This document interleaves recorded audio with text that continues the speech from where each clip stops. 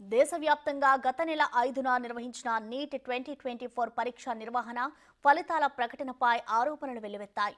Neat ప్రశ్నాపత్రం leak అయిందని విద్యార్థులు రోడ్డెక్కారు. దాదాపు 24 లక్షల మంది రాసిన నీట్ పరీక్షలో పలు అవకతవకలు జరిగాయని విద్యార్థుల తల్లిదండ్రులు ఆరోపిస్తున్నారు.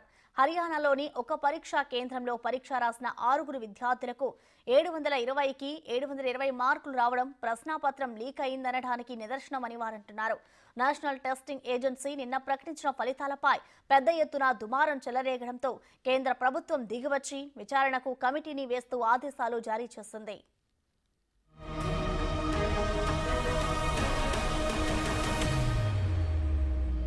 నీట్ యూజీ 2024 పరీక్షకు ముందే ప్రశ్నపత్రం లీక్ అయినట్టు పలు చోట్ల ఆరోపణలు వెల్లువెత్తుతున్నాయి. ఎన్టీఏ ప్రకటించిన ఫలితాల్లో 67 మంది విద్యార్థులకు ఆల్ ఇండియా ఫస్ట్ ర్యాంకులు వచ్చాయి. దీనిలో 7 హర్యానాకు చెందిన ఒకే ఎగ్జామ్ సెంటర్ వారు కావటం, వారికి 720కి 720 మార్కులు రావటం విద్యార్థుల ఆరోపణలకు బలం చేకూర్చుతున్నాయి. అదే సెంటర్లో ఎగ్జామ్ రాసిన జాన్వి అనే విద్యార్థిని 179 ప్రశ్నలను అటెంప్ట్ చేయగా అందులో 163 కరెక్ట్ అయ్యాయి. అలా చూసుకుంటే ఆమెకు 636 మార్కులు రావాలి, కానీ 720కి 720 ఎలా వచ్చాయంటూ ప్రశ్నలు లేవనెత్తుతున్నాయి.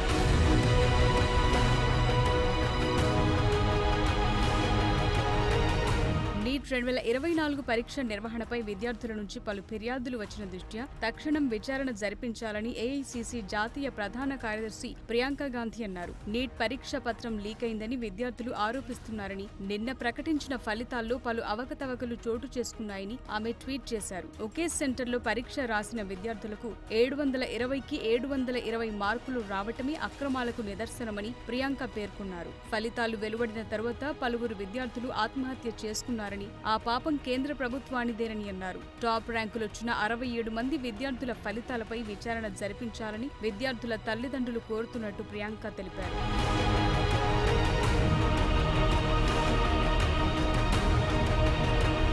నీట్ ఫలితాలపై దేశవ్యాప్తంగా ఫిర్యాదులు వెల్లువెత్తడంతో కేంద్ర ప్రభుత్వం దిగొచ్చింది. పరీక్ష ఫలితాలపై విచారణకు కమిటీ వేస్తూ ఆదేశాలు జారీ చేసింది. రాష్ట్రాల స్వయం ప్రతిపత్తిని దెబ్బతీసే నీట్ పరీక్షను రద్దు చేయాలని దక్షిణాది రాష్ట్రాల ముఖ్యమంత్రులు కేంద్ర ప్రభుత్వం దృష్టికి తీసుకువెళ్లినా చర్యలేమీ తీసుకోకపోవటం వల్లే పరీక్ష నిర్వహణలో అక్రమాలు జరుగుతున్నాయనే విమర్శలొస్తున్నాయి. ఫలితంగా వేలాది మంది ప్రతిభ గల విద్యార్థులు మెడికల్ విద్యకు దూరమవుతున్నారు.